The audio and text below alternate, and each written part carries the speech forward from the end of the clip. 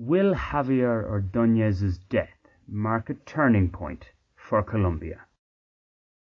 In the same way we condemn police abuse, we also condemn the violence and vandalism carried out by some protesters. Abuse and violence are not solved by more violence. So Bogotá Mayor Claudia Lopez tweeted in response to a night of deadly protests across the Colombian capital that left at least 9 people dead and saw over 50 police stations as well as a number of city buses and other buildings vandalized and burnt to cinders. The protests were a reaction to the death of Javier Ordóñez, a 44-year-old unarmed civilian who was pinned to the ground and tasered for over a minute by 2 police officers on the night of Tuesday, 8th of September. The incident was filmed by an onlooker and quickly went viral. While the exact details as to why Mr. Ordóñez was stopped by the police remain unknown, it is believed he had been drinking in a house with friends and had gone out to get some more alcohol when he was met by the officers. In the video, he can be heard pleading various times for the tasering to stop, but it continues until a couple of other police officers arrive. He's then taken away to a nearby station where he allegedly receives more abuse that eventually leads to his death.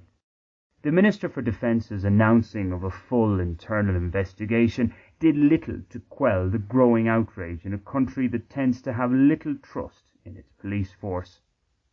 The vigil organised the next day in the neighbourhood where Mr. Ordóñez was attacked was replicated across Bogotá, mostly in working-class areas, with the focal point for each being the local police station, small rapid response centres as they are.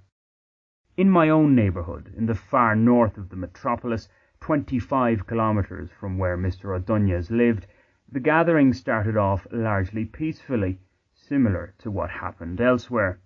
No more than 20 people blocked one lane of traffic outside the police station, which was manned by 2 officers. Banging pots in the trademark Cacerolazo non-violent protest, they chanted "murderers" and other anti-police slogans. It wasn't long before a group of youths, mostly male, joined. With their arrival came the use of physical force in the shape of launching stones and other rudimentary missiles at the well-protected police station. These stations were built to survive bomb blasts, so a few stones barely left a mark on the large reinforced windows. Nonetheless, the attack turned into a constant barrage as the number of protesters grew significantly, with attempts made to set the building alight.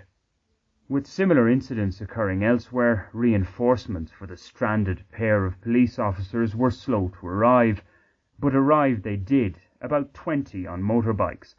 They managed to push back the protesters and secure the station.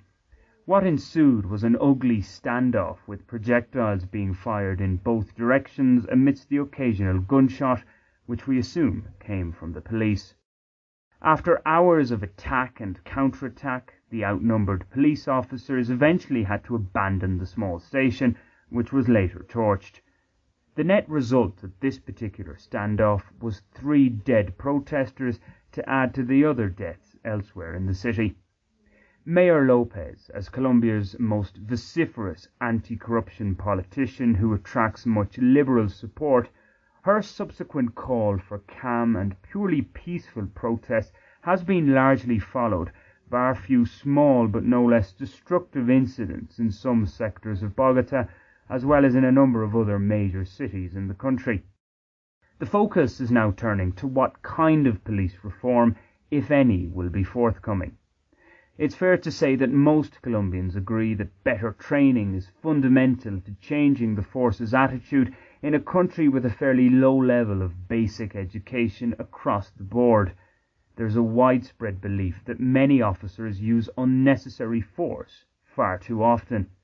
According to official sources, before this week's violence, there were already over 130 reports of police abuse in Bogotá this year alone. The idea that the horrific abuse suffered by Javier Ordóñez was a rare event doesn't wash with many.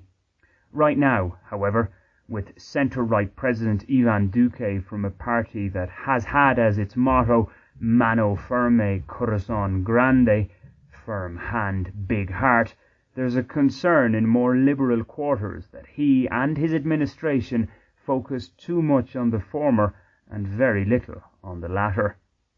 The family of the late Mr. Ordóñez, as well as Mayor Lopez, have spoken of their hope that his death will be the catalyst for meaningful reform of state forces. Those who have been following Colombia for years will be forgiven for being less than optimistic of that being realized.